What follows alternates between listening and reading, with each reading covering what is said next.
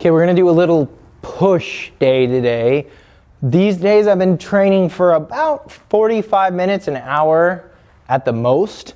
So it'll be a quick abbreviated session, starting out with a nice little superset for the chest, getting into some more supersets for the triceps and shoulders, just for time's sake. Like when it comes to actually training, supersets versus straight sets, about the same, but for time saving, I really do like to leverage supersets. One thing I'm a big fan of doing before I do any of my push training is opening up my upper back, rear delts, you know, the rhomboids, muscles in between and around the shoulder blades. So I'll usually do 20, 30, maybe even 40 of these band pull-aparts. I want to get a good pump in my upper back. Like I'm not going to stop doing these until I feel a good pump going in my upper back. Once I do, I like to do these banded dislocations. I really like these whenever I train chest or shoulders because I find that my mobility on all of the movements is much, much better when I do dislocation. So from the front, we're pulling apart. Over the head, we pull apart even more, come together around the back. So working that shoulder through its full range of motion. Those two always go down before I do a chest day. A tool that I have here that I like a lot, you guys might not have this. You could do like a plank shoulder tap, you could do anything like that. I typically use the sand dune here. Once I've mobilized my shoulders to kind of build in a little stable action for the shoulder. So you have mobility, you have stability. To train well on a push day, I think you need both out of that shoulder. So from this push-up position, I just march around all four corners of the sand dune. You could do it flat-handed. I tend to do it like punching style. And what I find is, much like an elevated plank, 3 quick rounds here gives me all the shoulder stability that I'm gonna need to train pretty well. So those 3 movements pretty quick get me ready. Normally I would do 2 rounds. For time's sake and the fact that we're filming the session today, we're gonna do 1. So starting with exercise 1A, that's gonna be an incline chest press. And exercise 1B, the second part of our superset, is a cable chest fly. Gonna use the free motion for this one. This is my favorite way to do chest flies. And this is actually my favorite angle for doing the chest press. I think for a lot of people, they would have their incline higher, and I'm all for it. You will get more upper chest at say 45 and 60 than you probably will at 15.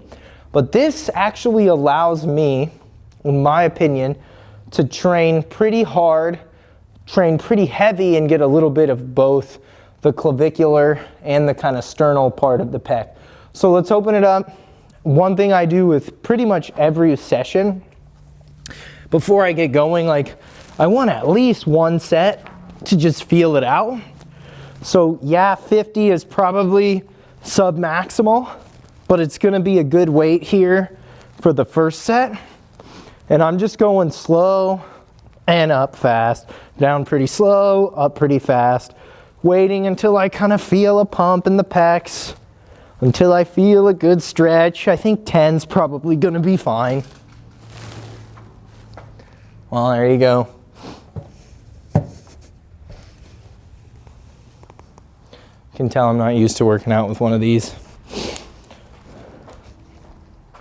Same thing here on the pec fly.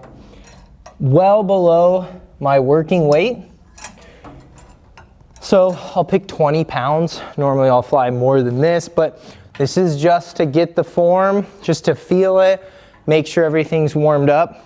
Okay, so from here I'm driving my biceps together, right? I'm not getting way out in front of it. I like to stagger my stance so my weight is kind of split, front foot, back foot, but coming over top, biceps together. Stretch the chest, biceps together.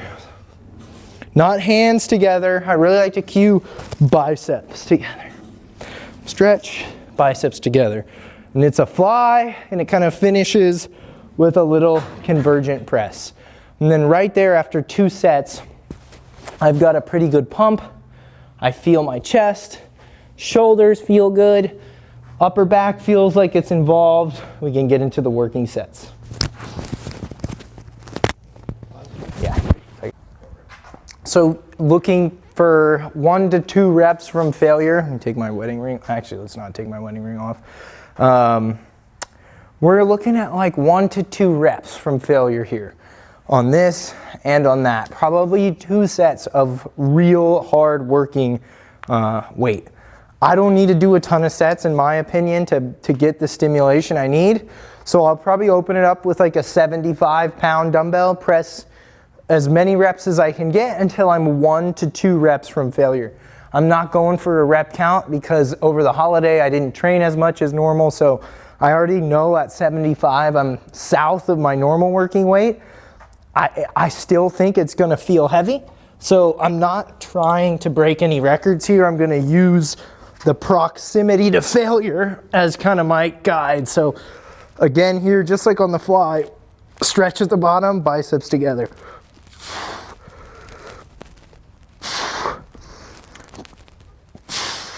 Making sure that I'm lowering the weight with my chest. Good cue. Okay, I think I can do 3 more, which means I'm 3 reps from failure. 1. Yep, right there. That felt like 1 rep from failure.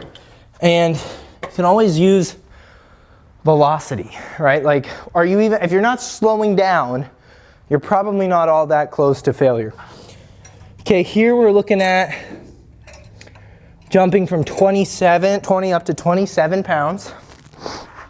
Same form, gonna get less reps for sure.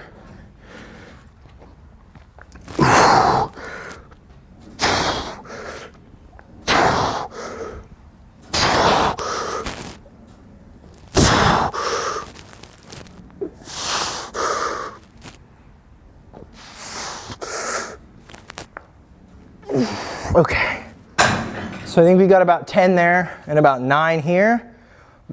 Each one was maybe 1 or 2 reps from failure. Chest is pumped. I do feel a little bit of triceps, a little bit of delts, no joint pain, but that is, in my opinion, what a hard superset should look like for most people. If you're new, you don't need to do supersets. They don't do anything magic. And you could even make the argument, I think, that if I did because I'm gonna do 2 sets, 4 total sets of chest. If I did 2 of these with a break and 2 of those with a break, not back to back, that I might have actually had 4 better sets. Because that took a hit from how hard we pressed here. But the reason I'm using supersets, which is I think the best reason for it, is I don't have a ton of time. I've been filming for 2.5 hours before we even got here. And obviously you can tell from my breathing, you get an aerobic effect from the superset as well. But in truth, I would rather people do more straight sets, but use those supersets for time saving, or when you get to the end of your workout or your isolation work, use it then. We're gonna do that a lot today too, based on what I have on the menu. But if you're new to this and your first 2 exercises are squats and deadlifts, I wouldn't be supersetting. This is a chest press supersetted with the chest fly. We're not doing too many sets. We're gonna do just enough to make sure that I can really damage the tissue, get a good training effect, and kind of move on with it. So let's use that same 75 and let's go for a second round. Should be the case that I get fewer reps here. Can already feel that's gonna happen.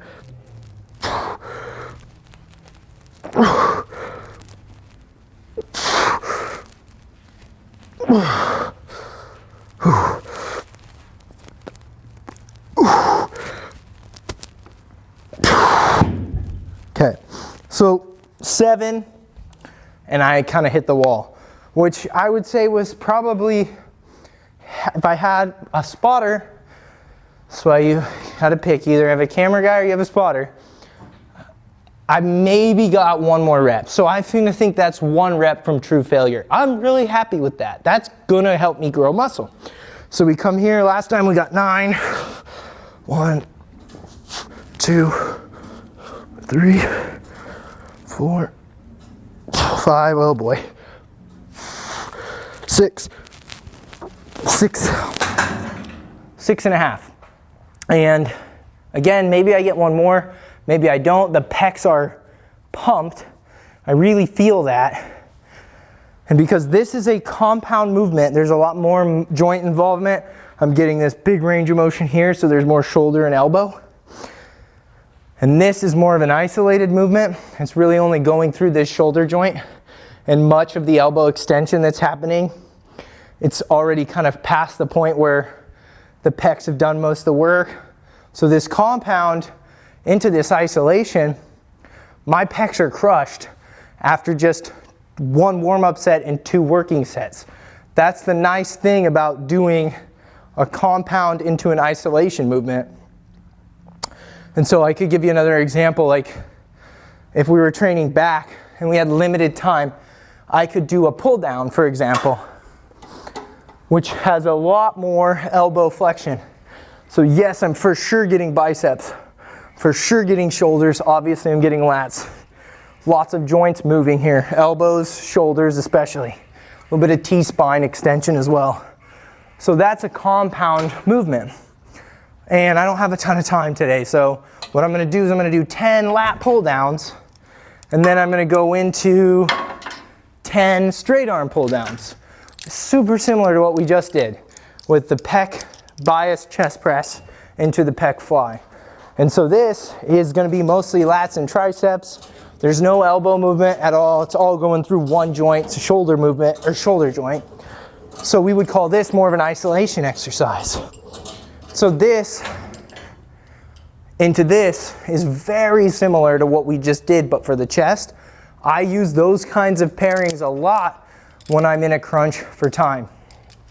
So getting into now the shoulders and triceps component of the workout, because whenever you're training push, you're training the chest, the shoulders, and the triceps. We're gonna do a tricep exercise over here on the bench, or I'm sorry, a shoulder exercise over here on the bench, and a tricep exercise right here using the cable. We'll use these ones actually, since I have them out. So let's start with our tricep movement since we're right here. And we're gonna use that same 1 to 2 reps from failure, okay? And I don't mind pairing my shoulders and my triceps because they very rarely compete with each other. So unlike the last pairing, if I go to failure here, it's not gonna influence how many reps I do on my shoulders. If I go to failure on a chest press, I'm sure as hell not gonna do as well following it up with a chest fly. But now we're kind of taking it a different direction and using both sides of the coin to get a good outcome here. So I'm core tight, ribs down, chest over my belly button. I'm doing a tricep rope extension, pushing palms to pockets, allowing a stretch to occur. A lot of people get sloppy here and they let the elbows move. Kind of just want those shoulders still, pushing back. Squeeze, 1, 2. Starting to get a pump.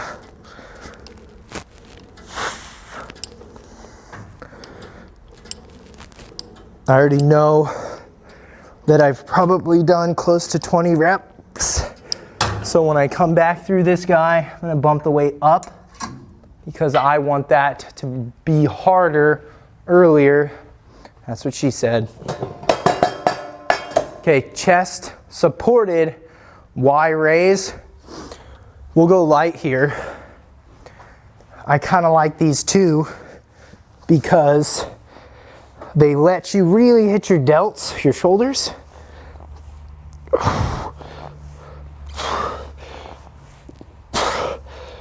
You can do them with the palms down. You can do them with the thumbs up. You can't do them with the palms up. It feels horrible. So it's thumbs up or it's palms down. But we're in this plane of motion. Sometimes I lock my chin here. Sometimes I just stand on 2 feet. A couple different ways to do it. The key is get stable and don't swing. And this arm path here, that would ultimately, if you carried it all the way up, get you to that Y, is almost like if the lateral raise and the front raise had a baby. But I think you need to do them all, right? Lateral raise, Y raise, front raise, rear delt raise, because we talk about the deltoid as being a 3-headed muscle. There's this anterior portion, this medial portion, and this posterior or rear portion. But those fibers, like it's a cap, right? There's actually 7 different subdivisions, not just 3. The way those 7 are divided, we can pair them up into a 2-3-2 configuration. But it leads me to believe that here, here, here, here, here, here, here, here, all these paths of moving the arm are going to uniquely develop the shoulder. So I do a lot to the front, I do a lot to the side. I like the Y raise to supplement it. As we took a minute to explain there, we're getting right back into tricep extensions. So driving those elbows down. We're a little heavier than last time, so I'm feeling it right away. There we go, good, boom. Starting to get a pump.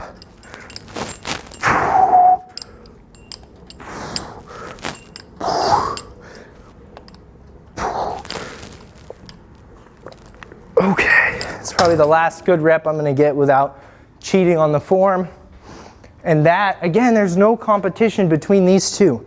They're not antagonists in that, like, it's not like going from a tricep to a bicep, but it's definitely a lot easier than going from a tricep to another tricep. So up into the shape of that kind of Y arm path. Again, this would be a front and this would be a side, which feels horrible in this position, but a Y feels amazing with that chest support.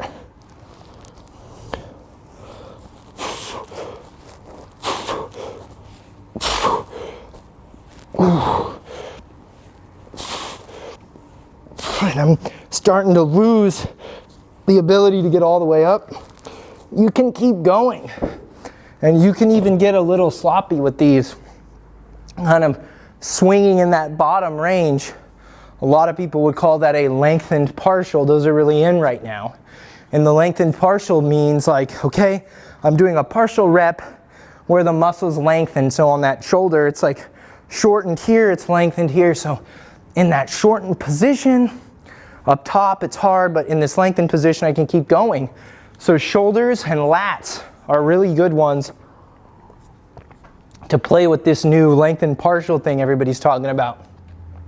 Because on the lats, you're lengthened up here. You could keep going on your pull downs, right? Keep going, keep going. Can't get all the way down into the shortened. You can get a good chunk of the lengthened, do your partials. Same thing here. Can't get all the way up to the shortened, but I got some juice left in that lengthened. Keep it going. Okay, for the sake of playing with the different muscles, we're gonna keep this going. This extension, elbow extension, and shoulder kind of combo, but we're gonna switch it up. So we're going from this elbows at our sides extension to elbows overhead. And what happens when you move the shoulder, and you move the elbow too, right? But when the elbow comes up, the long head of the tricep, it's attached to your scapula, your shoulder blade. So when you move the elbows up, and you're in more of this skull crusher style position, you have a unique opportunity to hit different parts of your tricep. So you definitely want to, if you're trying to develop those muscles, train them from more than just one angle. And with the triceps, we definitely want something overhead style, okay? So here, elbows pointed straight ahead, shoulders are up a little bit. Ooh. Okay. In this one, we're gonna pair with a straight lateral raise, okay? So we did our Y. Now we're gonna go with just a straight lateral raise. I think the 15 might be light, so I am gonna go to the 20. I'm not very good at these, but I'm gonna do more than like 10 reps. So we'll start with 20. Control on the way up. Maybe we'll do some lengthened partials so you can see what that looks like.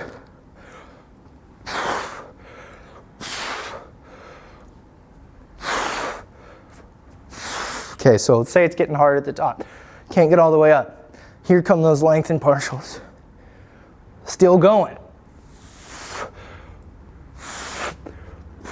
Mountain Dog, John Meadows, used to do this shit with the rear delts until he was just swinging.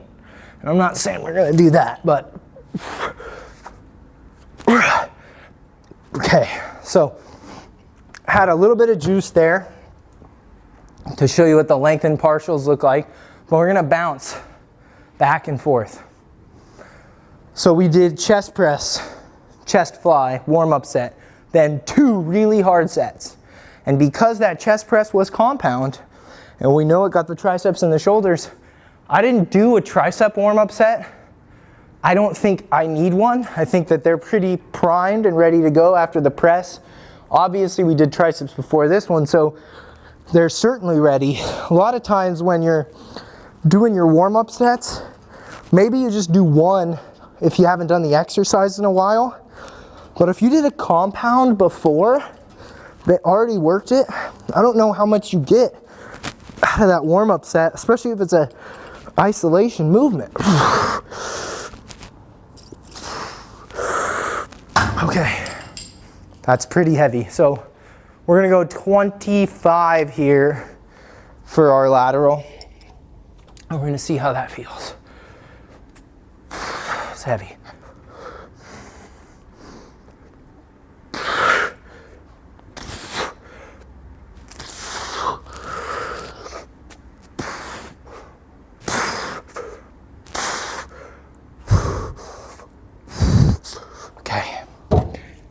Not gonna stop there. Kind of ran out of steam.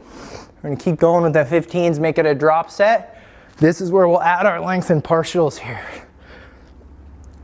So stacking in a little extra volume. We only got 10 with the 25s, but maybe we can get a few more with the 15s. I can't go higher. It's just gonna stay here, lengthened. Okay, so, and they look stupid. They kind of look silly. But I'll tell you what, those 4 little reps there, the pump I got from those 4 reps was really substantial. Made me feel like I'm working hard, so I'll take that to the bank all day. You know why? Because I would rather do a drop set, get more out of that set than do an extra set. Because right now I've done 1 warm-up set, 2, 4 sets of chest, 4 sets of triceps, 4 sets of shoulders. If you count the chest press as triceps and shoulders, you could say I've done 6 sets of those. That means I'm somewhere between 12 and 16 sets, not counting warm-ups. That's a pretty substantial session. If I'm gonna do another push session in the next 8 days, 7, 8 days, you could argue that I'm gonna be around 30 sets of pushing per week. And that's a pretty good target for a natural lifter. I could go harder.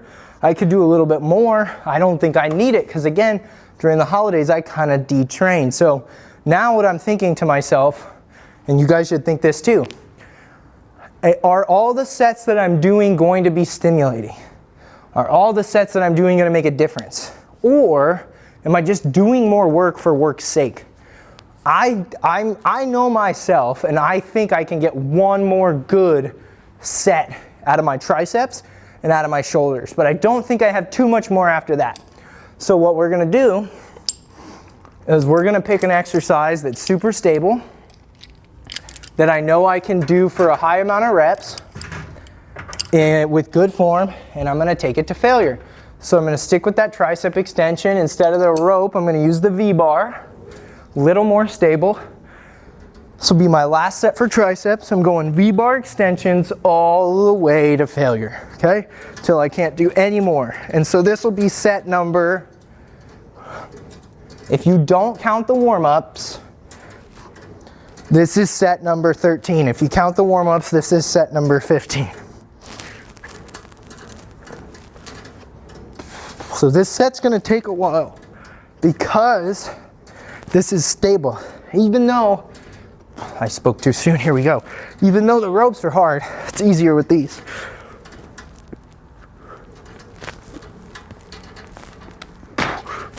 Okay, that cooked me. I know that you've probably seen blood and guts on the wall kind of training, but that absolutely cooked me. For the last set, I'm thinking with my head, what is stable, easy, I'm gonna take it to failure. Let's actually go back to the Y raise. Could I do the rear raise? Sure. Or the front raise? Sure. Or the lateral raise I just did? Sure. But I know I'm getting to the end here. So, pushing hard, gonna go all the way to failure and add some length in partials.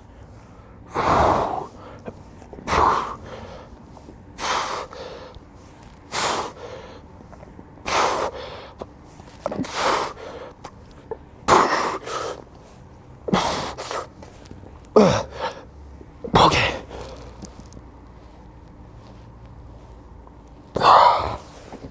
It's pretty much all I'm getting that's of high quality and not sloppy. So that's a good amount of volume. I've been going at it for probably close to a half an hour, I think. And so at this point in the workout, the hard part, or the meat and potatoes of my session, it's done. I sometimes like to add a finisher. And depending on your fitness level, this may or may not be a good idea. If you're totally new and you're like shaking and burning and trembling and your muscles are pumped and you're like, I can't imagine doing something else, don't do a finisher. But if you're in fairly good shape and you have good conditioning and you don't feel anything wonky, a finisher can be a good way to sneak in some extra volume, intensity, maybe even cultivate a little mental toughness. And for years, one of my favorite push day finishers, very simple, very easy, is to just end with 50 push-ups. I'll do 100 today because I think for my fitness level, that's a little more fair. So what my goal is to do 100 push-ups in as little time as possible. Now, I can't do 100 push-ups at once. Even if I'm fresh, I can't do it. I don't even know if I could do 50 at once. But I know in my current fatigued state, 100 push-ups is gonna be pretty challenging for my chest, shoulders, and triceps, but it's body weight. So even if I fail, even if I hit failure, I'm gonna be okay. 2, 3, 4, 5, 6.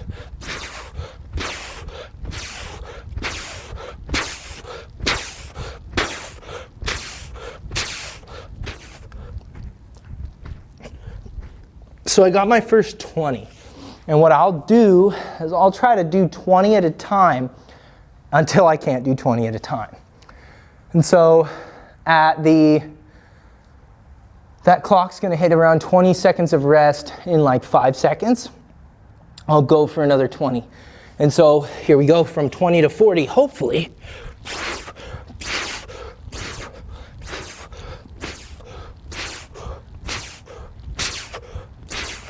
10.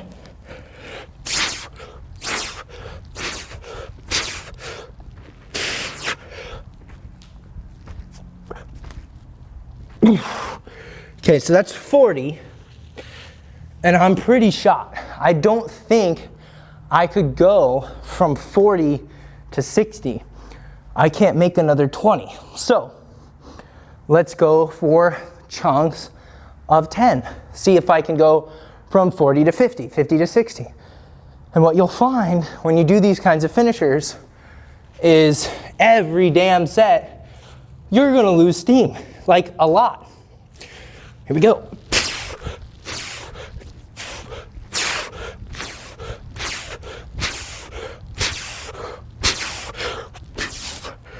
Okay, so we're at 50.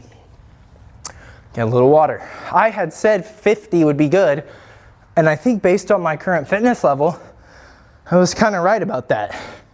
Because here I am thinking about getting 50 more push-ups, and I'm gonna do it because I fucking said I would do it on the camera, so I have to do it. But for most people, you want to pick a finisher that's hard, that's challenging, but my joints feel really good, okay? My chest feels fine, my shoulders feel fine. I have a good pump, but I feel good. If you're about to puke or throw up or like pass out or hurt yourself, that is not what we want here. We want to just apply a little more stress with a safe exercise.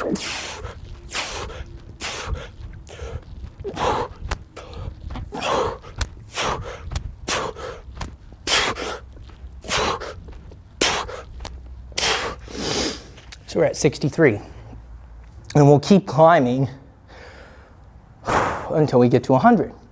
And I think when you look at the context of the whole workout, the first 4 sets were all chest, some shoulders and triceps. The next 8 sets were all shoulders and triceps with no chest. So interestingly, even though the push-up is a lot of chest, I feel more shoulder and tricep.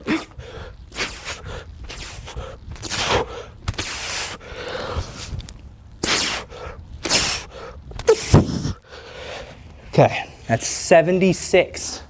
So we have 24 to go, or 2 sets of 12, which feels doable, but when you are like finishing your workout, if it's hypertrophy or strength or even general fitness workout, I think the last thing you do should be a thing that pushes you, that really challenges you. And keeping it safe like this, to me, makes all the sense in the world.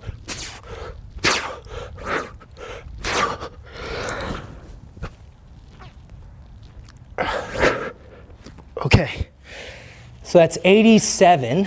We have 13 push-ups to go. And good? Restarted it? Oh, you're good. Oh, okay. How long have we been filming? 30 minutes. Okay, I knew this was gonna be a hard workout. Okay, the final 14.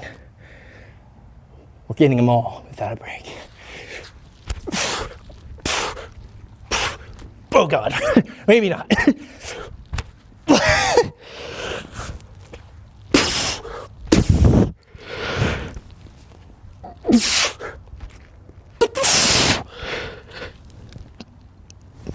Two more.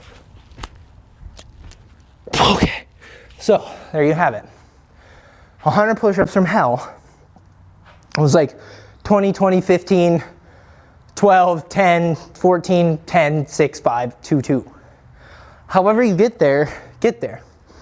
But I love finishers like that on a push day. I love push-ups and I love dips. Another one I'll do sometimes on a pull day is I'll finish with 50 pull-ups. Same thing. I'll do 10 and then 5 and then 4 all the way to 50. Or on legs, sometimes I'll do body weight walking lunges. But you start with your compounds, the heavy pressing, these flies that were heavy, okay? Then we went into some light isolation work for about 8 sets, hit 100 push-ups, 30 minutes while talking to the camera. I got 17 sets if you count the push-ups as one set.